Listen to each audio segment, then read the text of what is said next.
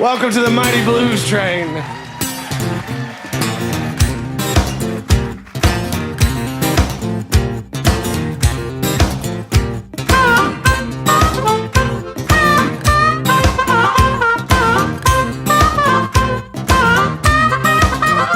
Well, you paint me into a corner, like I nowhere left to run, yeah. Yes, I'm scrambling over rooftops, out in the midday sun. Well, hold me up to the mirror, yeah, and tell me, what do you see, yeah. What a wonderful album, and the fact that you got Chris Wilson on it. Now, I'll put it out there, he's Australia's best harmonica player, by far. And I'll put him up there with anyone in the world. He is a sensational harmonica player. I completely agree with that. I feel very humbled to have had the opportunity to work with him. I would agree with that sentiment. I think Australia's got some amazing harp players. I put Ian Collard on the top shelf as well. But Chris is, like I was saying before, you play music to express, and he's able to do that on a level with nobody else that I've seen. I think his powers are far greater than even Charlie Musselwhite or any of those guys. I think Chris is he's a remarkable musician, a remarkable man, and obviously absolutely the chance to work with him was just and I mean, we talk about passion and soul, and he's got it in droves, and so's this CD. So now let's talk about this project. Whose idea was it? How did it come about? How did you get involved? Take me back.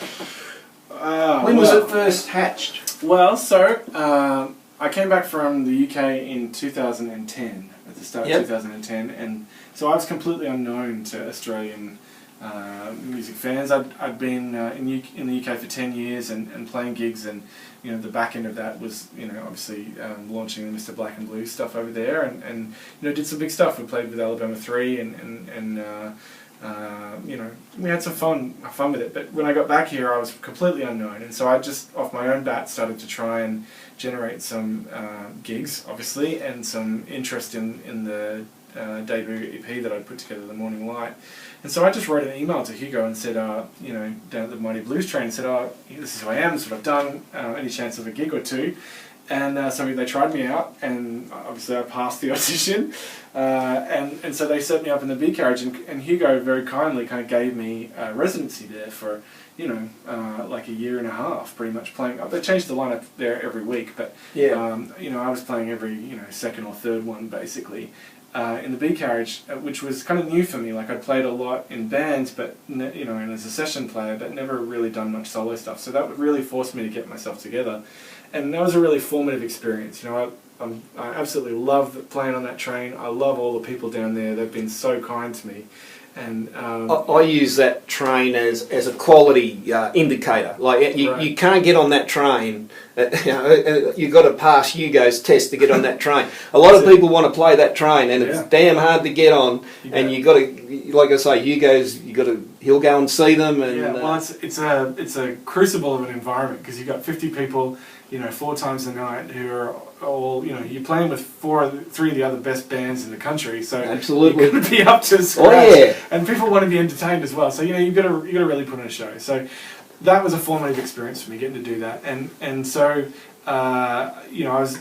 one night I turned up for my show, and long story short, there was a double booking with the music artists on the train. I don't know, I forget who's, whatever.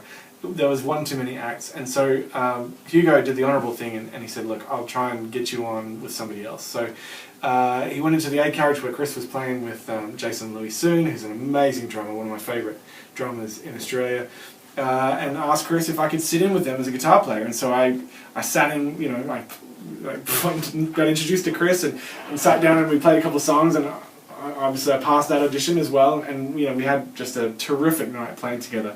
And so I just kind of seized that moment at the end of the night and said to Chris, we're doing Chris's material and some covers that night, and I asked him whether he would sit in with me to do my material one night on the Blues Train, and he said that he he'd love to do that. So, we got a date like 4 months later or something, and he came and sang with me a night in the train, and that was just about the most fun I'd ever had. And so the idea for doing this record came from that night. It was that night where Chris sat in with me in the B carriage, and we just about damn near tore that thing apart. We had so much fun. I mean, he's just such a killer player, and I was kind of on home turf, having played there for 6 months. And is it history? It is the only recorded.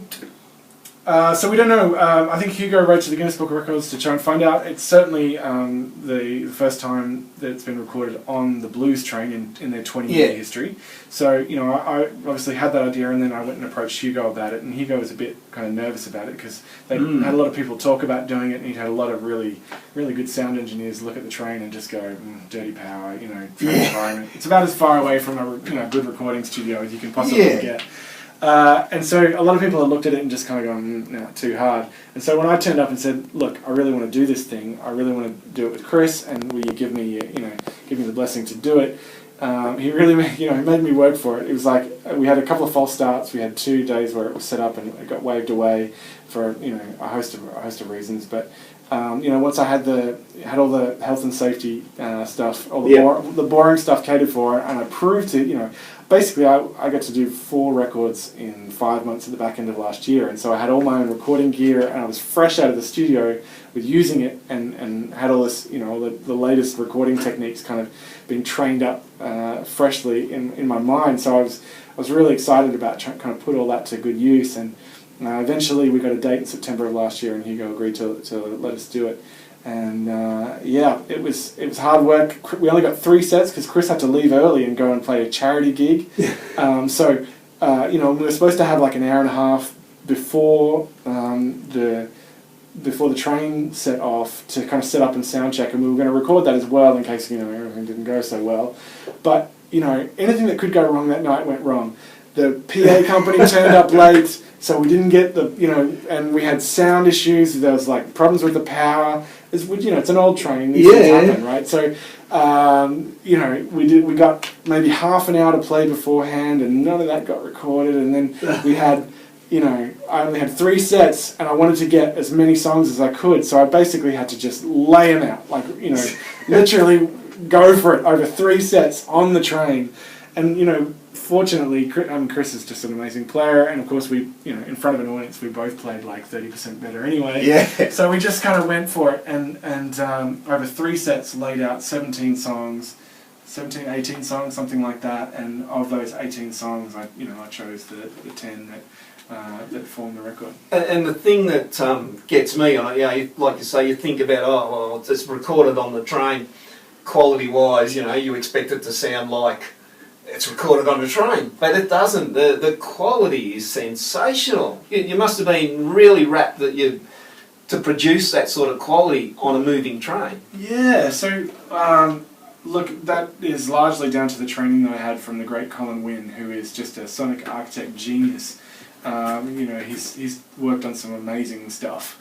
And like I said, I got to do these 4 records in 5 months at the back end of last year, and so I literally worked with Colin pretty much non-stop for 4 months, 5 months on all sorts of these records. And Colin was the one who passed on the knowledge of how to get the good production sound. That it is what it is, but I tried as hard as I could to get the best possible sound quality, because I really wanted to put something out that Hugo would be proud of, because I knew it was the first one. It was coming up for the 20th anniversary of the Blues Train. And it is to kick off Winter Blues, one of the best free festivals you'll ever go to in Victoria. 3 days of blues, kicks off on the Friday afternoon, goes through to Sunday night.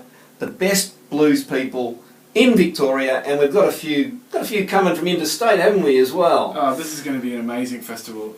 Hugo has taken over the booking for the festival, and he has booked everyone in the country with their song. Continental Roberts coming down, Mojo Webb from Sydney. I mean, the lineup is just ridiculous. The fact that it's a free festival, it's going to be. Last year, almost every show was oversubscribed. They were turning people away from almost every show, And this year there's going to be more people and there are more shows and it's going Yeah, to be crazy. it's fabulous. And you are launching it on the Friday night at the Echuca Workers Club. That's exactly right. So Chris and I have a double bill with Andrea Marr and her Funky Hitmen. That'll be fantastic. In the biggest room in town, which is a bit nail-biting, I have to admit.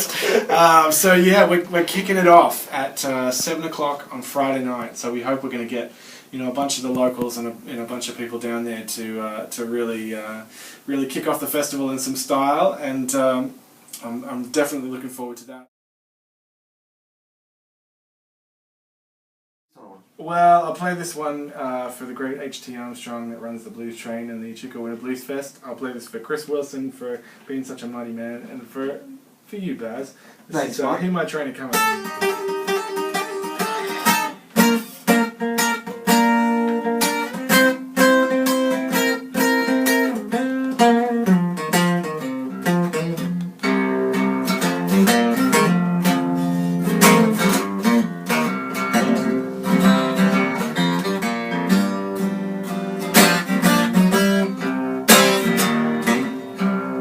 Well, I wait around the train station, waiting for that train, yeah. Take me, yeah, from this lonesome place.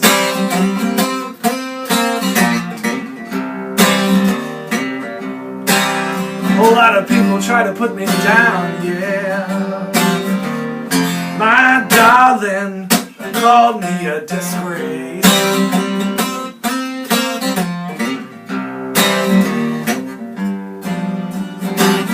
Tears burning, yeah. Tears burning me, yeah. Tears burning me well. Way down in my heart, yeah.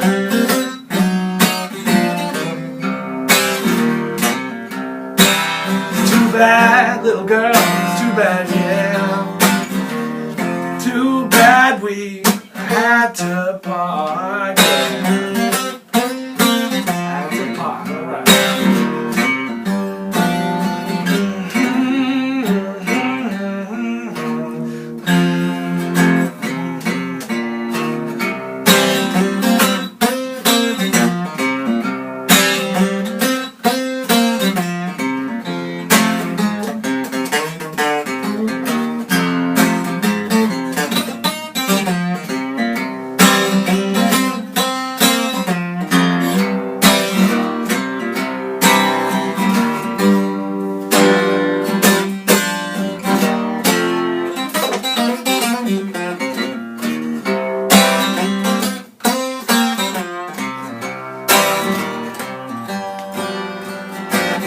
Leave this town, yeah.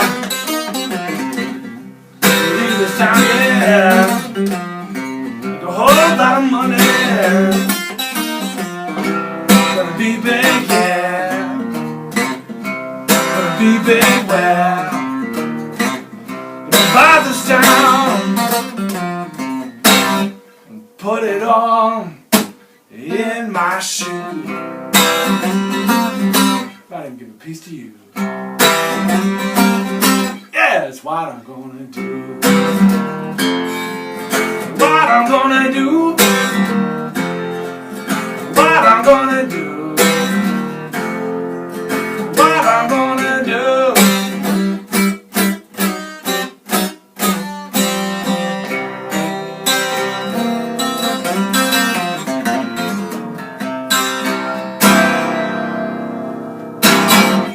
Oh yeah, folks. Live blues. Magnificent.